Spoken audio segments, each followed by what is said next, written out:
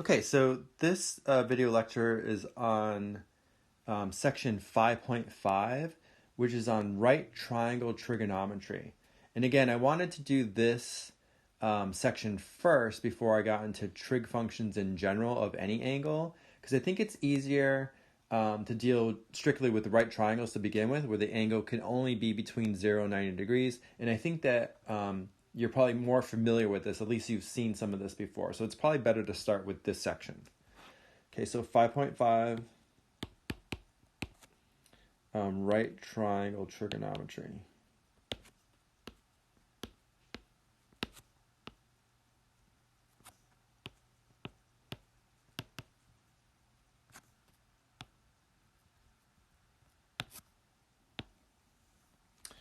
Okay, so I'm going to draw a right triangle. A right triangle is just a triangle that has a right angle, right, a 90-degree angle. So usually you denote that like this, so that's the right angle. Let's say this is my angle theta. And then relative to that angle, right, because everything is relative to a particular angle. Relative to that angle, this side is what we call the adjacent side. This side would be the opposite, right? It's opposite the angle. Adjacent means next to, it's next to the angle. And then the longest side, of course, we know is called the hypotenuse.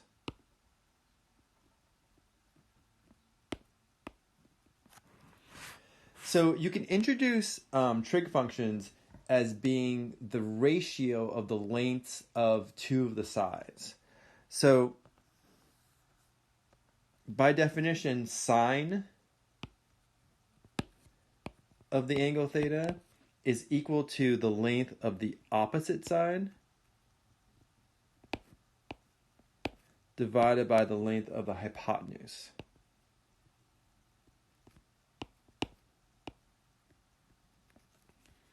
Cosine of the angle theta is the length of the adjacent side divided by the length of the hypotenuse.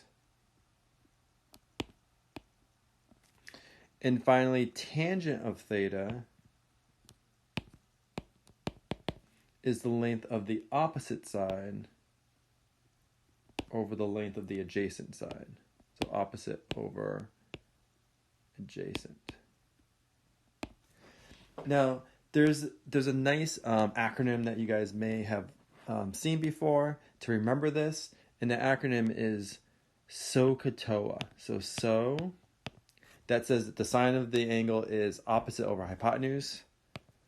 CAH, C-A-H, so cosine of the angle is adjacent over hypotenuse. And TOA, tangent of the angle is opposite over adjacent. So SOHCAHTOA, it's really helpful to remember that acronym. All right, so let's do an example. Using the triangle shown,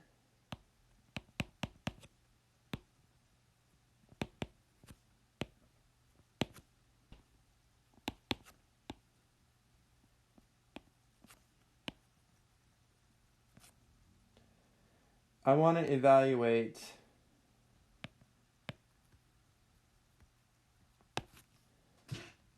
let's say sine of alpha, cosine of alpha, tan of alpha, and then sine of beta, cosine of beta, tan of beta. Okay, so let me give you the picture first. So this is the triangle I want to use. So here's my right triangle. I'm going to purposely draw it sort of in an awkward configuration, just so we can learn how to deal with this. So let's say this is my triangle. So this is my right angle. And let's say this angle is alpha, and this angle right here is beta. And for the length of the sides, let's say this has length 3, this is length 4, and this is 5. Okay, so again, I want to know sine of alpha. I want to know cosine of alpha, tan of alpha. And then I want to do the same thing, but sine of the angle beta, cosine of beta, and then tan of beta. Okay, so let's start with sine of alpha. So this is my angle that I'm referring to, right? The alpha. Remember, sine involves opposite and hypotenuse, right? So sine of the angle is equal to the opposite length divided by the hypotenuse. So relative to this angle, what side is opposite? Well, it's the 3. And then what side is the hypotenuse? Well, the hypotenuse is always the longest side, or you can think of it as the side opposite the right angle. So sine of alpha must then be 3 divided by 5, right? Opposite over hypotenuse. What about cosine? Well, cosine is adjacent over hypotenuse, right? So what side is adjacent, is next to the angle? Well, that's the 4. I mean, you might say, well, the 5 is also next to it, but this one already has a name. This is a hypotenuse, right? So it's the 4 that we call the adjacent. And cosine is going to be length of the adjacent divided by length of the hypotenuse. So it'll be 4 over 5, or 4/5. And then tangent is opposite over adjacent. So again, relative to the angle theta, what is the opposite? The 3 is opposite, and the 4 is adjacent. So this is going to be 3/4. Right? So tangent of that angle is equal to 3/4. And now if I go to sine, cosine, and tangent of beta, now I have to look at this angle, beta. So relative to this angle now, what is opposite? Well, the 4 is opposite, right? And the 5 is still the hypotenuse. So sine of beta is going to be opposite, 4 over hypotenuse, 5. Cosine is going to be adjacent, but now the 3 is adjacent over hypotenuse, so that's 3/5. And then finally, the tangent is going to be opposite over adjacent, but now the 4 is opposite, and the 3 is adjacent. So those would be the answers for that particular triangle. Now, notice a couple of things here. Notice that if you were to add alpha plus beta, right, those two angles, that's got to equal 90 degrees, right? Because the sum of all the angles of a triangle is equal to 180, and we already have the right angle, which is 90, so the other two angles must add to 90 degrees. And if you look carefully here, you'll notice a couple of things. You'll notice that sine of alpha is equal to cosine of beta, and then cosine of alpha is equal to sine of beta, right? So it turns out in general,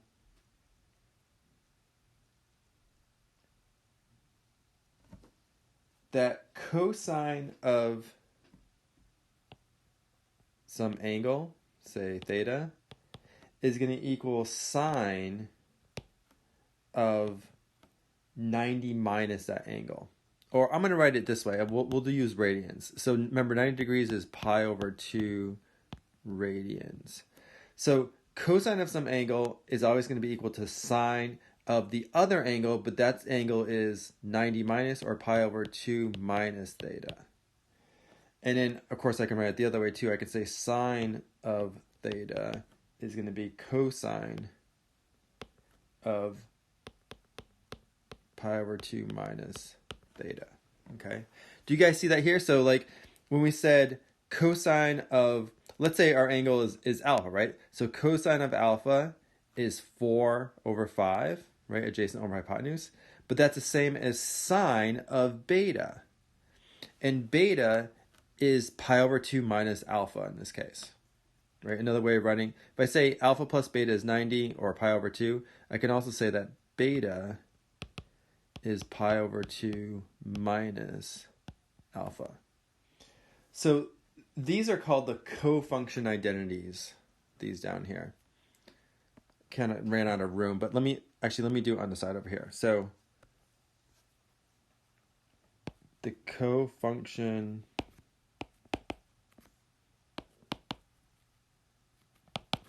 identities. Again, this just says that cosine of the angle, of any particular angle, is going to be sine of pi over 2 minus that angle. Okay, and we saw that again in our example, right? Cosine of alpha was sine of beta, and beta was pi over 2 minus alpha. And then the other one also holds. Sine of theta is going to be cosine of pi over 2 minus theta. Okay, so those are co-function identities. They sometimes come up. All right, let's do a problem where we have to solve for the unknown sides and angles of a triangle. So we're going to solve triangles.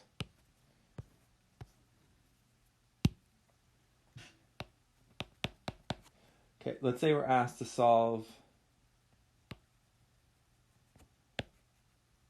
for the unknown sides and angles. So I'm going to give you a triangle with a bunch of information, and we want to solve for whatever is unknown. So here's my right triangle. Let's say I tell you, so this is my right angle, right? Let's say I tell you this length is 7. Let's say this angle is B. Usually, if you give an angle a capital letter, then the side opposite of it is the same letter, but in small case, in lowercase. So that would be little b. I'll call this C, right, which is the hypotenuse. And let's say we know this angle is 30 degrees. So that one's 30 degrees.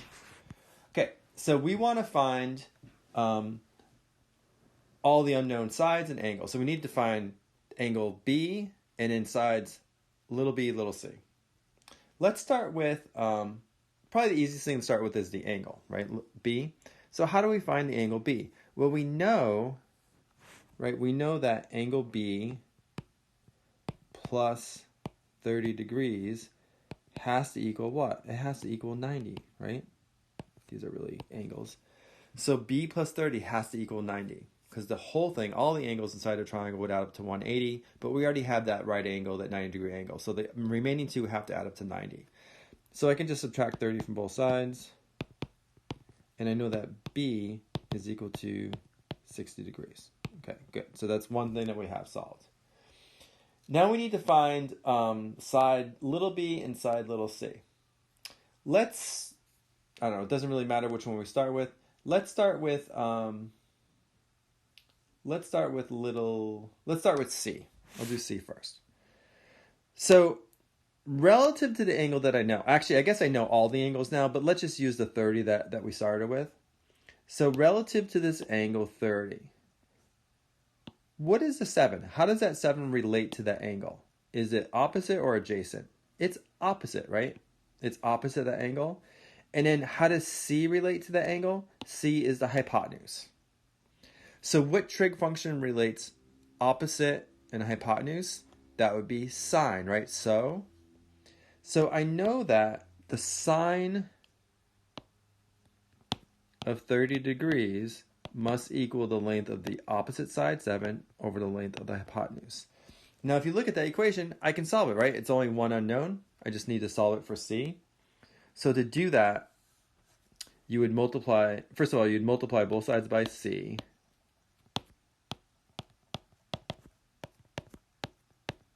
Right, C's would cancel. And then you would divide, so now I have C times sine of 30 is equal to 7. Then I would divide by sine of 30.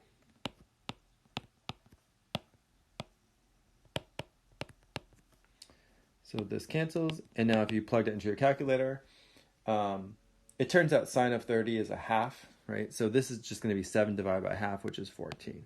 But you can just plug that into your calculator. Okay, so that's actually little c, right? So that's little c, side little c. And then how do we find little b? Well, we could use trig functions again, right? We could use, say, tangent, because I know tangent of 30, right? Tangent of 30 is going to be opposite 7 over little b. So I could use that, and my only unknown would be, and I could solve it. Or we could use, now that we know c, we could use cosine, right? So there's many, many different ways of doing this. Or we could even use sine, because we know the 7 and we know c now.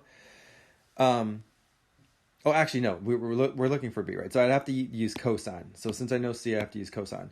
But maybe even an easier way than all of these is we could also use Pythagorean theorem, right? That's true for all right triangles. So probably the easiest way to think about this now is I know that if I use Pythagorean theorem, I know that 7 squared plus b squared must equal c squared. And we know what c squared is, right? C is 14, so I have 7 squared plus b squared is equal to 14 squared.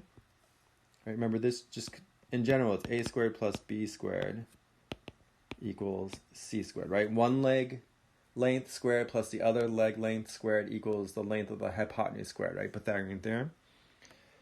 So I could solve this now for b. So this is just 49 plus b squared is equal to 196. I'll subtract 49. So I have b squared is equal to 147. And then if I take the square root of both sides,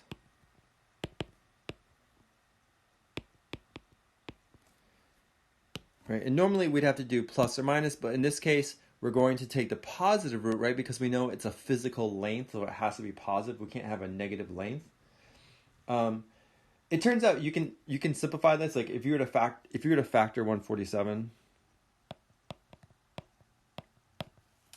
3 goes into it 49 times, and then this is 7 times 7. So this is like the prime factorization. So I could write 147 as the square root of 3 times 7 times 7, and I could pull out a 7, right? A pair comes out as a single. So b is just equal to 7 times radical 3. And then, of course, if you want to approximate that, you could just plug that into your calculator, and this is around 12.1. Right? So again, that's one way of getting b. You also could have used another trig function, and that would have worked too. So that's totally up to you, whether you want to use Pythagorean theorem or you want to use trig again. Okay, here's another example.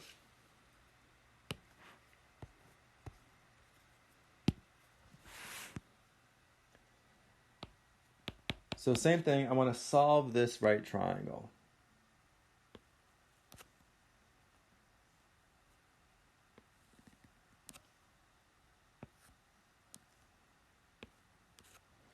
Let's say this is 10, this is A, this is B, and let's say this is 65 degrees, and then this is angle capital B. Okay, so again, let's find the angle first, right? So we know the angle is going to be 90 minus the other angle, right? Because they have to add to 90 degrees. So that would be 25 degrees. So that's done. So we have angle capital B. What do you want to find next? I don't know. It doesn't really matter. Let's say, let's find angle A next. Sorry, not angle A. Side A. So side little a. Right, so we have angle B, which we found, and then now all we need to find is side little a and side little b. Right, those two sides, and then we're done. Then we have all the information about this triangle. So let's find side little a now. And I'm just going to use the angle that was given to me originally, the 65. So how does side little a relate to this angle 65? It's opposite, right?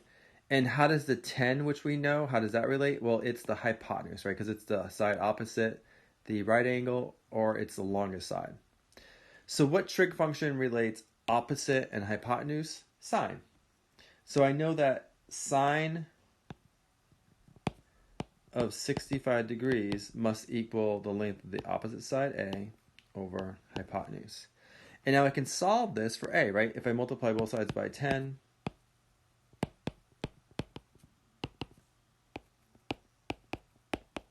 right, that'll get rid of the 10 there. Then I'll have a is just 10 times sine of 65. Plug that into your calculator. Now be careful, right? When you plug these things into your calculator, make sure that if your angle is in degrees, that your calculator is also in degrees, right? If it's in radians, put it in radians. But in most cases, we're just going to use degrees. So make sure your calculator is actually in degrees.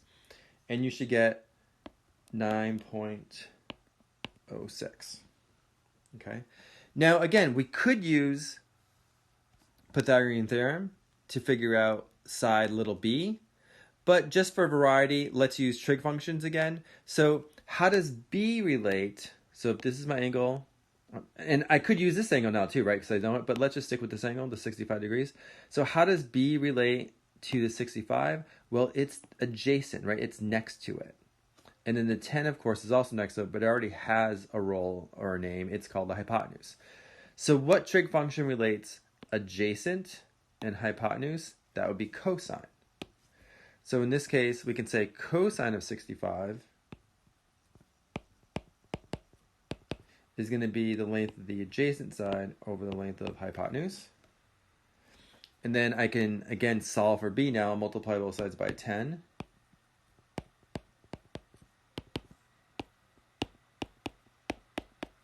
So 10s will cancel. And b is going to be 10 times cosine of 65 degrees. And that, if you plug it into your calculator, is around 4.23. All right, so now that we have little a, we have little b, we already know the length of the hypotenuse, we have angle b, we've solved the entire triangle, right? We know all the angles and we know all the side lengths. Okay, let's do some applications involving trigonometry. So we'll do a few applications involving trigonometry. Okay, so this question, and most of these questions I just pull from the back of the textbook. Remember, you guys have access to that textbook, right? A PDF copy of the Lippmann et al. Textbook. So this question says, a 33-foot ladder leans against the building so that the angle between the ground and the ladder is 80 degrees. How high does the ladder reach up the side of the building? Okay, so let's draw a picture, right? You definitely want to start by drawing a picture. Let's say this is the building.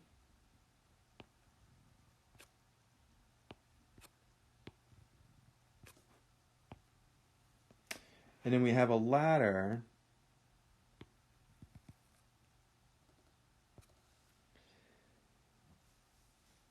Its length is 33 feet, right? So if I extract out this right triangle here, we're assuming the building is perpendicular to the ground, so this is a right angle. And then we were told that this angle is 80 degrees, right? That's the angle that the ladder makes with the ground. And when it says the 33-foot ladder, that means that the hypotenuse must be 33 feet, right? Because that's the length of the ladder. In fact, if you want, you can extract, we can draw that right triangle separately without the building there.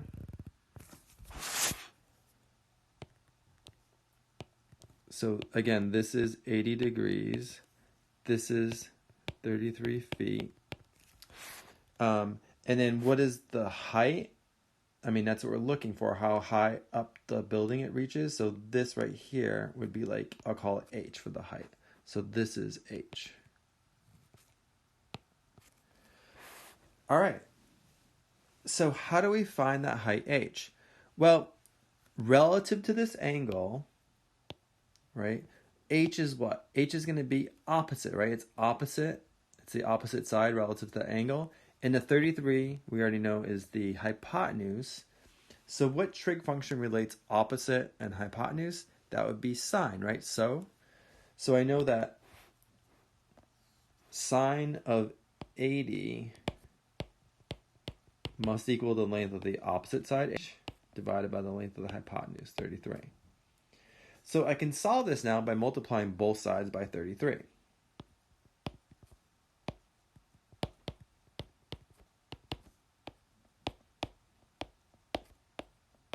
Right, that'll cancel the 33s. So then I'm going to get h is 33 times sine of 80.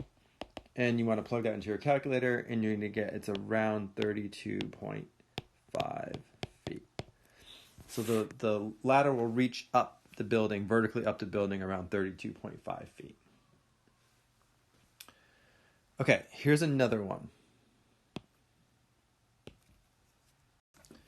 Okay, so this question says, a radio tower is located 400 feet from a building.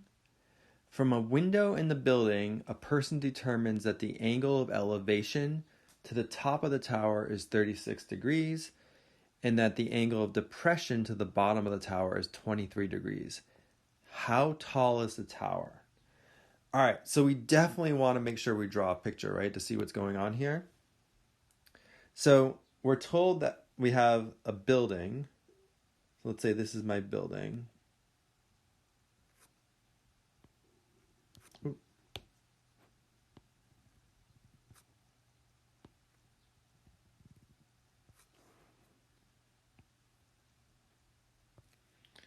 So this is my building. And then I have a tower. Let me make this line a little straighter.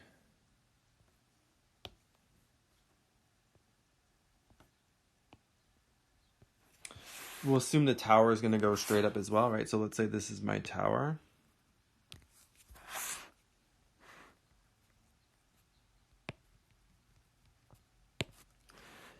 And then they're saying from a window in the building, let's say this is the window right here in a building, that the angle of elevation to the top of the tower.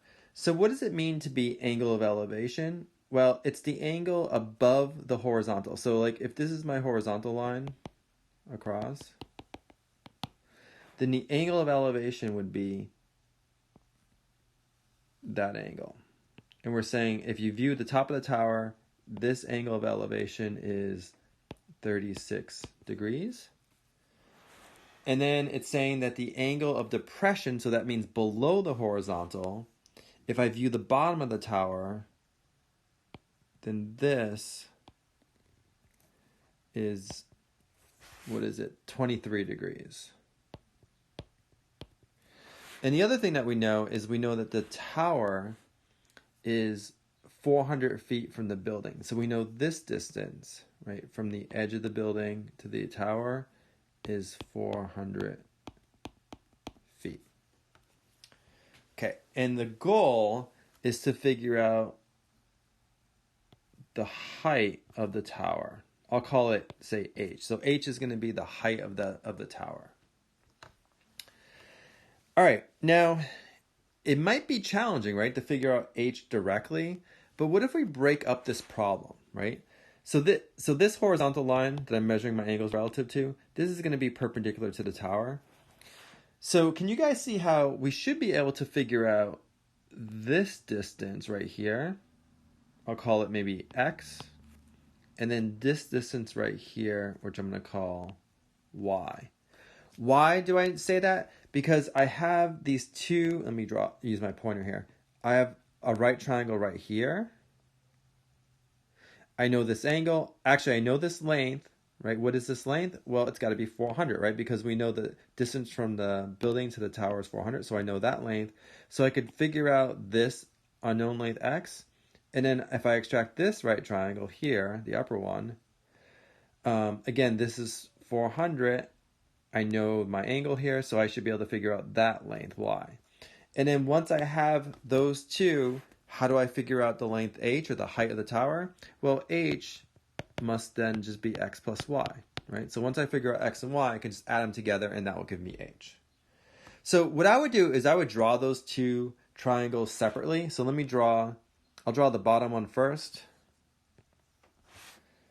So it looks like this.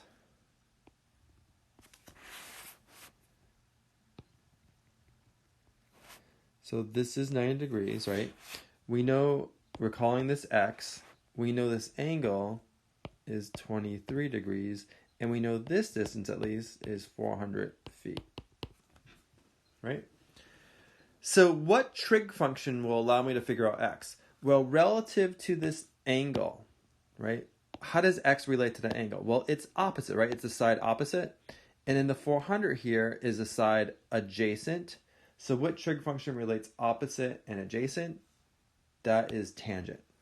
So I know that tangent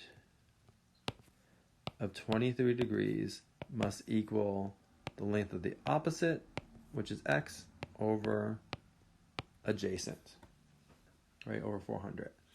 And then to get x, I multiply both sides by 400. So x is simply going to be 400 times the tan of 23, right? Skipped one step there. I multiplied both sides by 400, so the 400s will cancel on the right-hand side. And the left-hand side, I have 400 times tan of 23. Then I just reverse them. I put the variable on the left-hand side and the 400 times tan of 23 on the right-hand side. Okay.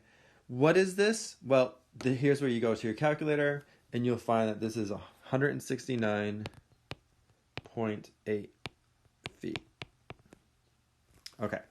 Now let me extract the upper right triangle. So that looks like this.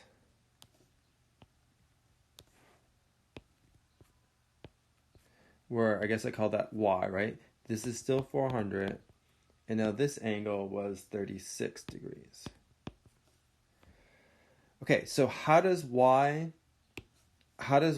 relate to the angle? Well, again, it's opposite and the 400 is adjacent. So again, I can use tangent, right? So I know tangent of 36 degrees is opposite y over 400. Then multiply both sides by 400, and you're going to get y is equal to 400 times tan of 36 degrees. And if you work that out, that's 290.6 feet. So then what is the height of the tower? Well, we argued that the height of the tower must just be x plus y, right? If I add those two lengths together, that must be the height of the tower. So in this case, it'll be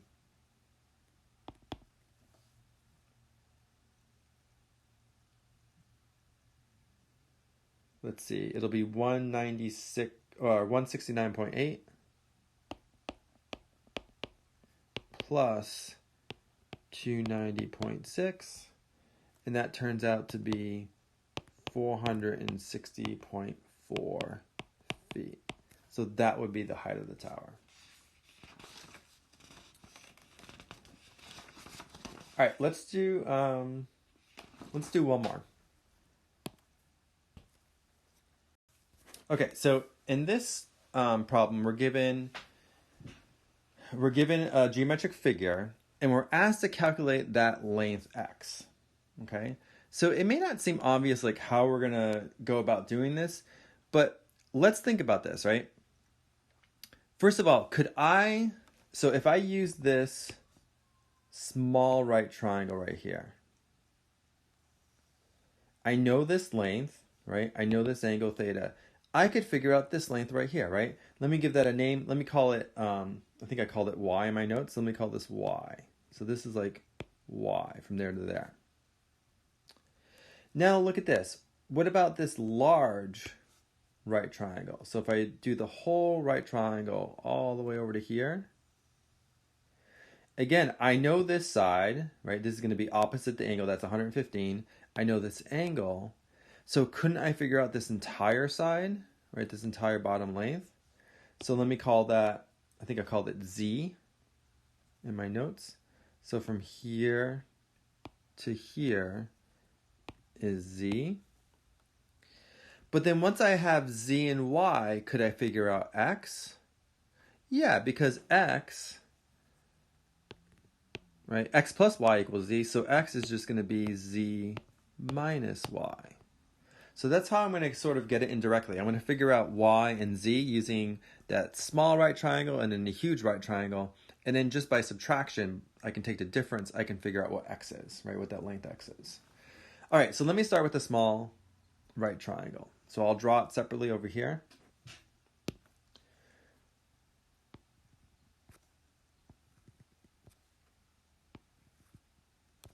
So this is 56 degrees. This is what I'm calling y. And then what was this one? 115, I think, right? 115. Okay, so relative to this angle, what is the 115? Well, it's opposite, right? And then relative to the angle, what's the y? It's adjacent. It's a side next to the angle. And the hypotenuse, we don't know, but we're not going to need that. So what trig function relates opposite and adjacent? That would be tangent again, right? TOA. So I know that tan of 56 degrees must be opposite, 115, over adjacent y. Now multiply both sides by y. Here, I'll actually do it out for you on this one. So multiply both sides by y to clear out the y's. Let me clear out the fractions. Right, so that's gone. And then I can divide both sides by tan of 56.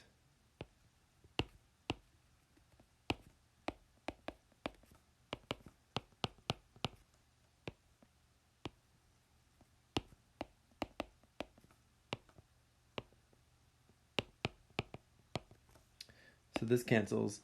And I'm going to get y is equal to 77.6. Okay, good. So I have y. Now let me draw, so remember, go back to original figure. Now we're going to draw this large triangle because we want to figure out the entire bottom length here, which I'm calling z.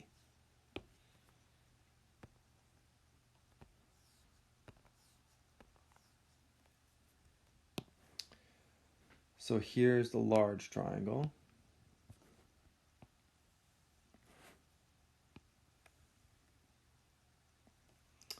We know that this angle is 35 degrees. That's my right angle, right? And again, I know that this height, that side is 115. And I want to figure out this entire bottom length, which is z. Okay, so again, if you look at relative to the angle, I know the opposite, and I'm looking for the adjacent, so I have to use tangent again. So I know that tan of 35 degrees is going to be opposite over adjacent. If I multiply both sides by z, right, I'm going to get z times tan of 35 is equal to 115, because the z's will cancel on the right-hand side. And then finally, if I divide by tan of 35,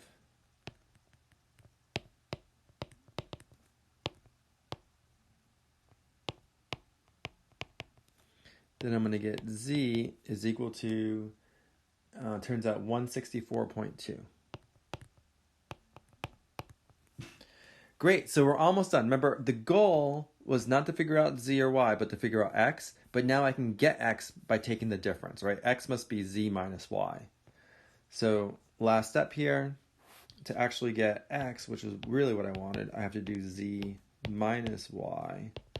So this would be 164.2 minus 77.6. And if you work that out, it's around 86.6. So that would be the value for x. That would be the length for x. All right, great. So that's all I wanted to do with right triangle trigonometry. But this is great because this will get us set up for the next couple of sections where we look at trig functions of any angle, right? Not just angles between 0 and 90 degrees. So we could be in any quadrant. We could rotate any number of times. Great, thanks.